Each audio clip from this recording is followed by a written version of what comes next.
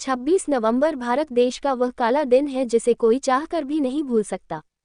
इस दिन हमारे देश के कई जवान और निर्दोष नागरिक शहीद हुए थे।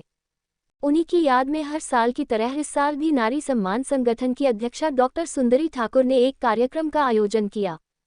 इस कार्यक्रम में जहां एक तरफ मोमबत्ती जलाकर शहीदों को श्रद्धांजलि अर्पित की गई तो वहीं दूसरी तरफ संगीत कार्यक्रम का आयोजन किया गया। ये कार्यक्रम मुंबई स्थित अंधेरी पश्चिम में आयोजित की गई थी। इस कार्यक्रम में हरिंदर वसीम, प्रकाश तिवारी, करिश्मा रॉय सहित कई रिटायर्ड आर्मी ऑफिसर मौजूद रहे, साथ ही स्थानीय लोगों ने भी बढ़ चढ़कर हिस्सा लिया। इस कार्यक्रम में नारी सम्मान संगठन की ओर से सिलाई मशीन भी वितरित की गई।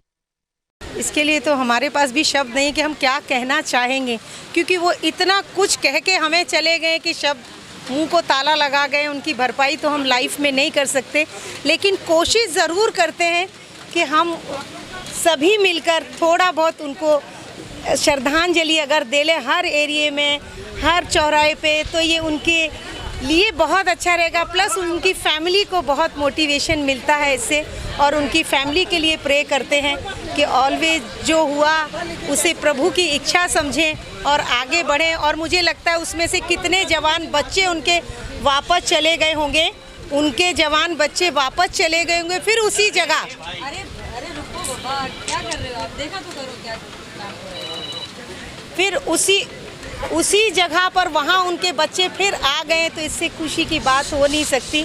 और मैं ये कहूँगी कि भगवान उनकी आत्मा को शांति दे, और ऐसे सभी को, सभी घर में ऐसे जवान पैदा हों जैसे ये हमारे शहीद हुए हैं। इनको मेरा बहुत बहुत नमन है।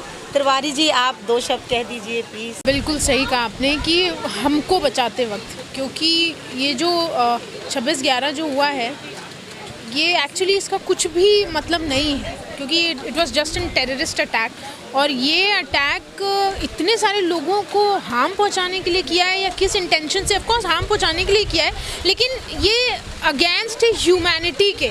The very big point is कि ये लोग कहाँ से आते हैं, मतलब लोग, इंसान तो ऐसे नहीं होते हैं। मतलब जो मैं फील कर पाती हूँ वो यही है कि इंसान तो ऐसे नहीं होते कि लोगों को इस तरह से मार देना, इस तरह से एकदम एनिमल, जिसे कहते हैं ना, एनिमल एक्टिविटी हुई है। तो ये इंसान तो नहीं है डेफिनेटली।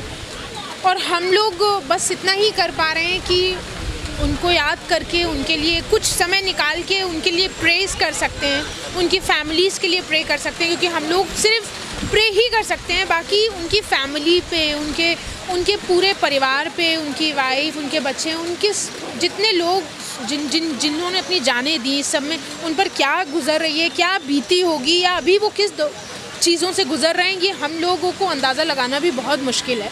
सो हम सब यहाँ सिर्फ इसीलिए इकट्ठा हुए हैं कि हम सब एक साथ मिल के कुछ समय निकाल के ऊपर वाले से ये प्रार्थना कर सकें कि जो कुछ भी हुआ उन पूरे परिवारों को शक्ति देना प्रभु, और ऐसा बस इतनी शक्ति देना कि वो इन सारी चीज़ों से लड़ सकें और अपने जीवन में आगे बढ़ सकें।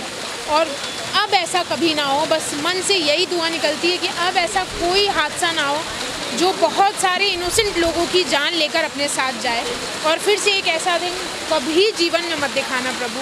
अब सिर्फ यही दुआ है, और इसी को मांगने के लिए हम सब आज यहाँ इकट्ठा हुए। मैं एक सैनिक हूँ जो देश की सीमाओं की रक्षा करते हैं, और ये जो शहीद हो गए बम्बई के हमलों पर, जो टेररिस्ट जिन्होंने दहशतगर्दी फैलाई, उनकी जो उस वक़्त जो नागरिकों की रक्षा करते हुए शहीद हो गए, उनके लिए ये नमन है हमारा।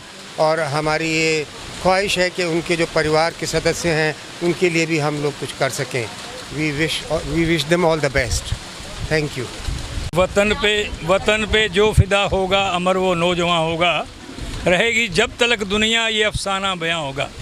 कुछ लोग ज़िंदा रह के भी मर जाते हैं, कुछ मरने के बाद भी अमर और ज़िंदा हो जाते हैं। तो ये ऐसे हैं जो हर दिल, हर इतिहास दोहराएगा। हम रहें न रहें, आने वाली पीढ़ियाँ इनको याद रखें। इन्होंने सेक्रीफाइस किया अपनी ज़िंदगी को। शहीदों की चिताओं पर लगेंगे हर बरस मेले, वतन पे मरने वालों का यही कोई निशान होगा। बेटा, मैं माँ भगवती से यही कहता हूँ, माँ वैष्णो देवी उनके परिवारों के अंदर सुख समृद्धि दे, और जो याद करते हैं इनको भी इतनी शक्ति दे ताकि आने वाली पीढ़ियाँ भी इनको याद करें। क्योंकि हर के अंदर एक जज्बा, कहते हैं वतन का हर इंसान जो है जब तक उसके अंदर, मैं तो ऐसे बॉर्डर टाउन का रहने वाला हूँ जहाँ हर रोज़, पुंछ का नाम आपने सुना होगा, जहाँ पर बिल्कुल इंडो पाक बॉर्डर है, तो वहाँ पर शहीद जो हैं उनका तो कहना क्या है। तो ये शहीदों को, मैंने कहा ना, शहीद बड़ा कर्म वाला होता है, ये मत सोचिए। रिटायर हर एक होता है, लेकिन जो यहाँ होता है वो अमर हो जाता है। तो मैं माँ भगवती से कहता हूँ इनकी आत्मा को शांति, परिवार के अंदर सुख शांति, इनके बच्चे पढ़े लिखे एजुकेटेड, और आने वाली जो पीढ़ियाँ हैं इनको याद करती रहें। मेरी माता वैष्णो से ही प्रार्थना है। जय माता की, जय माता की, जय माता की। दिन इतना इम्पोर्टेंट दिन है कि हम कभी भूल ही नहीं सकते इस दिन को। और हमारी जो समाज सेविका हैं सुंदरी जी ठाकुर, जो मुंबई में रहती हैं, सात बंगले में रहती हैं, इस एरिया में सबको इकट्ठा किया हुआ है। मैं सबसे पहले सुंदरी जी को धन्यवाद दूंगा कि वो हमेशा इस दिन का याद दिलाती हैं। ये जो शहीद हुए, एक्चुअल में लाइफ तो वही है जो देश के लिए शहीद हो जाए। हम तो अपनी ज़िंदगी जी रहे हैं, लेकिन जो शहीद होता है वो हमेशा याद रखा जाता है। और उसको याद दिलाने वाला जो सोशल वर्कर है, कोई भी इंसान है जो इसको याद दिलाता है, वो हमेशा याद रखा जाता है, जिसमें सुंदरी जी नंबर 1 पर आती हैं। All the best, good luck, bye bye. मैं डॉक्टर प्रकाश गिडवानी, मेरा काम ही यही है कि जो गुजर जाते हैं उनकी बॉडीज़ निकालता हूँ। और कुदरती ये है कि 26/11 फायरिंग पे मैं खुद था। 26/11 की फायरिंग पे मैं खुद था, और जितना कफन मटेरियल था वो नाचीज़ ने भेजे। तो मेरे को अच्छा लगता है कि जिन्होंने कुछ ना किया वो भी आकर के शहीदों को सलामी तो दे रहे हैं। That is more important. ये एक ऐसा लॉस हमारे देश को रहा, हमारी मुंबई को रहा, हमारी मुंबई पुलिस को रहा, जो आज तक उसका जख्म भरे नहीं है। यही मैं श्रद्धांजलि दे सकता हूँ।